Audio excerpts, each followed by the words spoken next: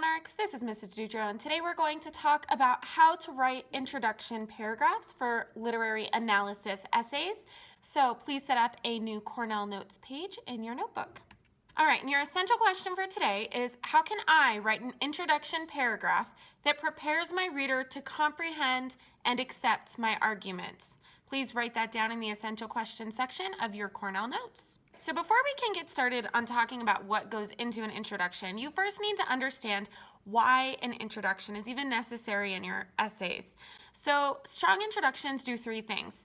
First, they grab the reader's attention with the first sentence. They provide the reader with necessary background knowledge so that they can understand your arguments. And they clearly state the point you're trying to prove to the reader. So if you have more than one paragraph in your essay, you should have an introduction. So Arthur Machen once said, "For usually and fitly, the presence of an introduction is held to imply that there is something of consequence and importance to be introduced." So basically, an introduction lets your reader know that the thing that follows is worth reading. So what actually goes in the introduction anyway? Strong introductions have three things: a hook, background information, and a thesis statement. So the hook is an attention grabber. That is always the first sentence in your essay. And then after the hook, you talk about your background info, and that prepares the reader to recognize the importance of your argument. And then finally, the thesis statement is the most important sentence in your entire essay. And your thesis statement clearly states the point that you are trying to prove in your essay, and that's your main argument or your main claim. So the introduction is basically a funnel. You start with the hook, which is a really broad concept, right? It's a really broad statement. And then in your introduction, you slowly get more and more specific. So your background info takes this big idea, this big concept, and makes it a little bit more specific. And then your thesis makes your argument super, super specific. And the most important thing for you to remember is that you're going to spend the entire essay discussing the novel or the poem or the short story that you're analyzing. So you do not mention any specific details about the text that you're analyzing until the thesis statement. And that includes the title, the author, the characters, the plot. So you always want to start with the end. So even though your thesis statement is the last sentence in your introduction, it's the sentence that you actually write first. You don't have to write an essay in a linear manner. That is, you don't have to write the first sentence, then the second, then the third, then the fourth.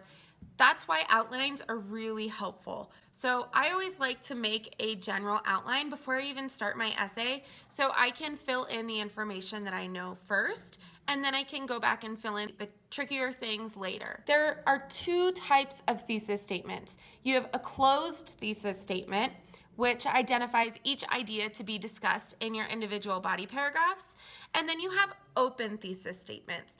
Open thesis statements use an umbrella term or phrase to encompass all of the ideas that you're going to discuss in your body paragraphs into just one statement. So here's an example of a closed thesis statement. Loki, the Norse god of mischief and mayhem, represents the complicated nature of Norse families, morals, and chaos. So based on this closed thesis statement, I now know that my body paragraphs are going to be about, one is going to be about Norse families, one's going to be about Norse morals, and one's going to be about chaos. And all of those are going to talk about how Loki represents those things. With the open thesis statement, however, I use an umbrella term that encompasses all of those ideas. So the umbrella term here is the complicated nature of moral development. Now, Norse families, Norse morals, Norse chaos, those all have to do with moral development.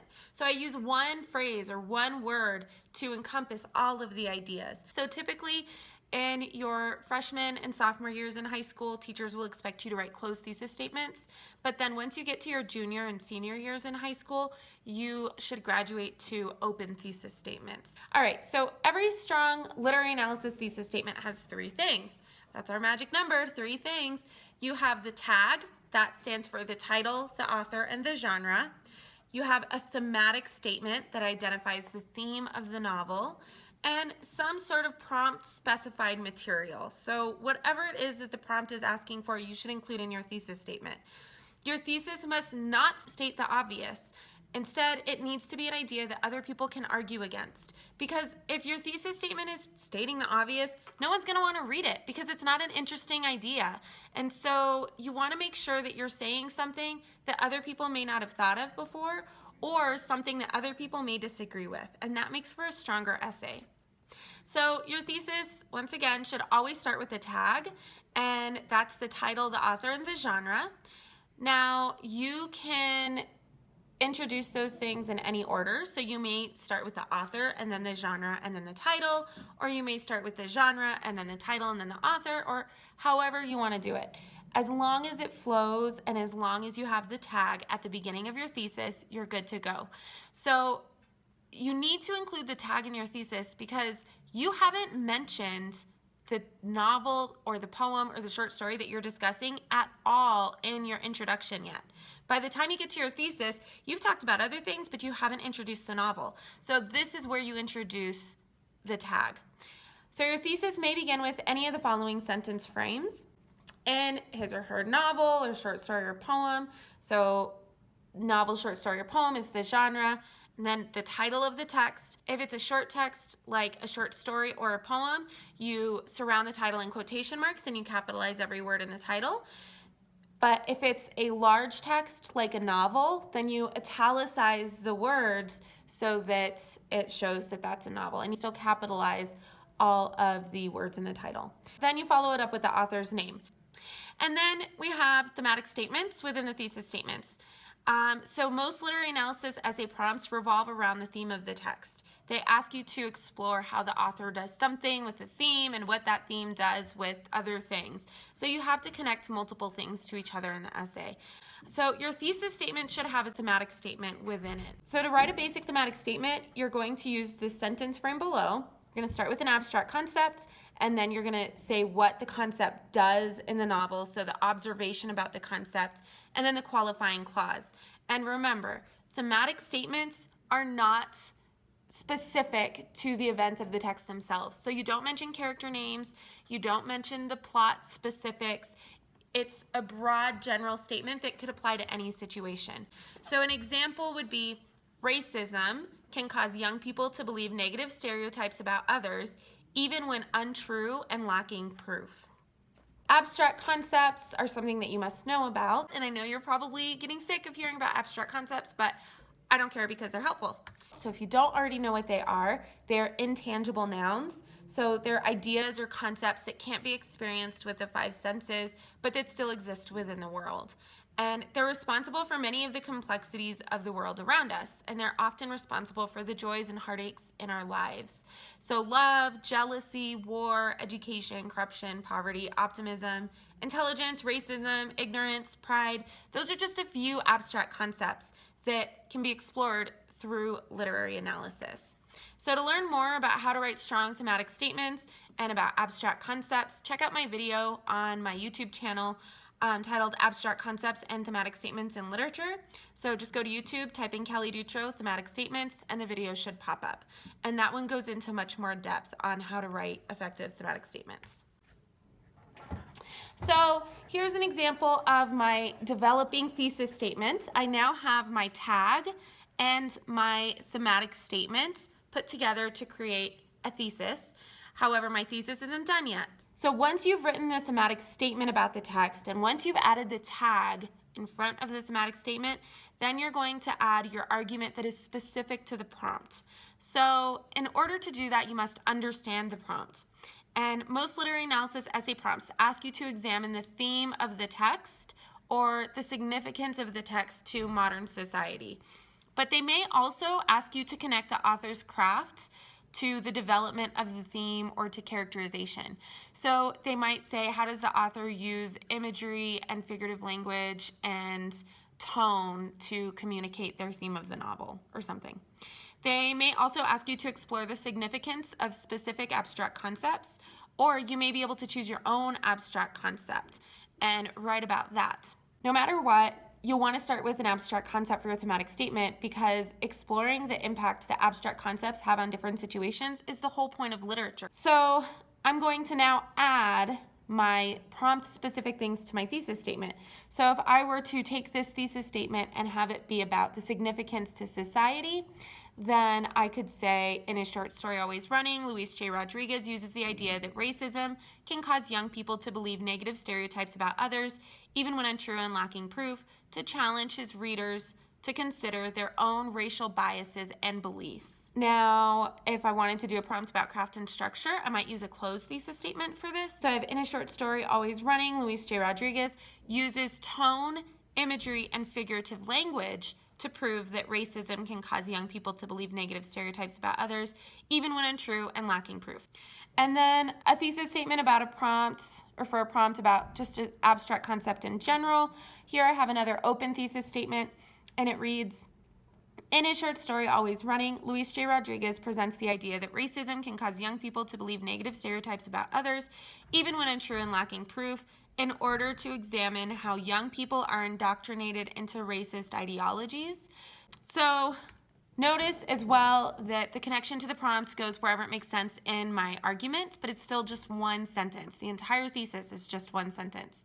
So to continue writing the introduction backwards, next we do the background information, and then after that we do the hook. Your background information will provide your reader with necessary information about your abstract concept in general.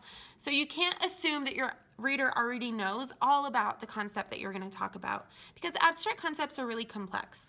And so you want your reader to care about your argument, and your argument will be built around that abstract concept that they may not fully understand. So your background information might define the abstract concept. It might provide statistics related to your abstract concept. It might connect the abstract concept to current events or to anecdotal evidence. It might point out a little known fact about the abstract concept. Or you might have another idea as to what to do for your background information, and in that case, you should just ask your teacher if it works. And your background information does not need to be long. It should only be about 3 sentences, if even that long.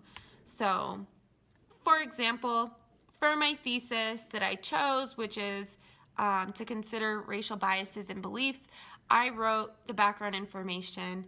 Google Dictionary defines racism as prejudice, discrimination, or antagonism directed against someone of a different race based on the belief that one's own race is superior. While most people agree that racism is a terrible thing that must be eradicated, they often fail to realize that they might have racial biases that can be just as harmful as outright racism. And then I continue to my thesis. In his short story, Always Running, Luis J. Rodriguez uses the idea that racism can cause young people to believe negative stereotypes about others, even when untrue and lacking proof, to challenge his readers to consider their own racial biases and beliefs. So I have this really specific idea in my thesis, and then I make it a little bit broader, a little bit less specific in my background, and then my hook is going to be even more broad and generalized. So the hook is the first sentence, and it grabs the reader's attention. Since you want your hook to connect to ideas presented in the background information and the thesis statement, you need to write your hook last, even though it will be the first sentence in your introduction. So you can write strong hooks using the following methods. You could find a statistic about the concept.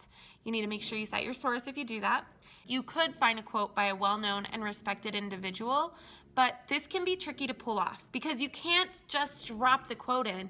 You still have to introduce it and refer back to it in your background information. So if you do decide to do a quote, see your teacher about that so that they can help you to successfully incorporate that quote as a hook. You could also present a fact that most people are unaware of. Again, make sure you cite your source. And you could mention a current event. Also, hey, look, you need to cite your source. You should not use any personal pronouns in your hook. So you need to avoid phrases like, did you know, or I believe. And instead, you could replace them with, many people are unaware that, blah, blah, blah, blah, blah. Also, do not write questions as hooks. Do not write questions as hooks. Don't write questions as hooks, because questions don't belong anywhere in your essay. They're lazy. They're a lazy way to avoid thinking critically about your topic. Instead of asking questions, you should be answering those questions. So, once again, don't use questions as a hook. I hope you got that. So, The hook that I wrote for my introduction about racism and always running is in November of 2016, the FBI released hate crime data from 2015. Of the 5,818 incidents of hate crimes, 59.2% of them were because of racial biases. And you can see that I have cited my source with the FBI, and FBI.gov is where I got that information. Then I segue into my background information, and then I segue into my thesis. So please make sure you go through your notes and ensure that you have all of this information that is on this page in your notes, because this is basically your recipe to writing a really strong introduction.